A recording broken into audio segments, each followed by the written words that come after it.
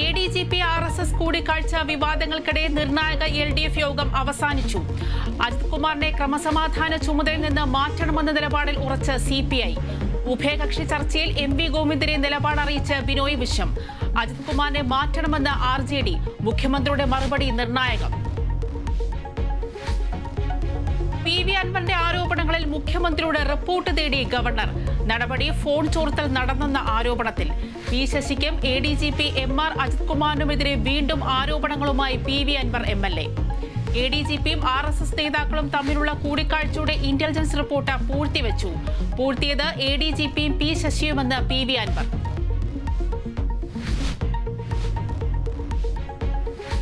Hema committee റിപ്പോർട്ടിൽ മുഖ്യമന്ത്രിയുമായി കൂടിക്കാഴ്ച നടത്തി സിനിമയിലെ വനിതാ കൂട്ടായ്മ WCC. റിപ്പോർട്ടിലെ തുടർ നടപടികളും സിനിമാ നയത്തിലെ നിലപാടും ചർച്ചയായി. ഹേമ കമ്മിറ്റി റിപ്പോർട്ടിനെ ചൊല്ലി നിർമ്മാതാക്കളുടെ സംഘടനയിലും തർക്കം. പ്രൊഡ്യൂസേഴ്സ് അസോസിയേഷൻ നേതൃത്വത്തിനെതിരെ വനിതാ നിർമ്മാതാക്കൾ രംഗത്ത്.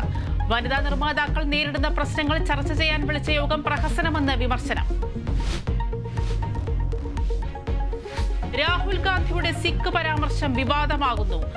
രാഹുൽ ഗാന്ധി രാജ്യത്തെ അപമാനിച്ചെന്ന് ആഭ്യന്തരമന്ത്രി അമിത്ഷാ. രാജ്യത്തെ വിഭജിക്കാൻ ഗൂഢാലോചന നടക്കുന്നുവെന്നും വിമർശനം. തിരുവനന്തപുരം വെള്ളറടയിൽ നടക്കുന്ന ക്രൂരത. വാഹനമിടിച്ച് അപകടം പറ്റിയ ആളെ മുറിക്കുള്ളിൽ പൂട്ടിയിട്ട് കടന്നു. പരിക്കേറ്റ കലങ്കുതട സ്വദേശി സുരേഷ് മുറിക്കുള്ളിൽ കിടന്ന് മരിച്ചു. മൃതദേഹം കണ്ടത് ദുർഗന്ധം കാരണം നാട്ടുകാർ നടത്തിയ പരിശോധനയിൽ. ആലപ്പുഴ കലവൂരിൽ വയോധികയെ കൊന്നു കുഴിച്ചുമൂടിയത് ആസൂത്രിതമെന്ന് പോലീസ്. കൊല്ലപ്പെട്ട സുഭദ്രയെ അറിയാമെന്ന് മാത്യുവിന്റെ കുടുംബം. സുഭദ്രയും ഒളിവിൽ കഴിയുന്ന ശർമ്മളയും തമ്മിൽ സാമ്പത്തിക ഇടപാടുണ്ടെന്ന് പോലീസ്. പ്രതികളെ തിരഞ്ഞ അന്വേഷണ സംഘം ഉടുപ്പിയിൽ.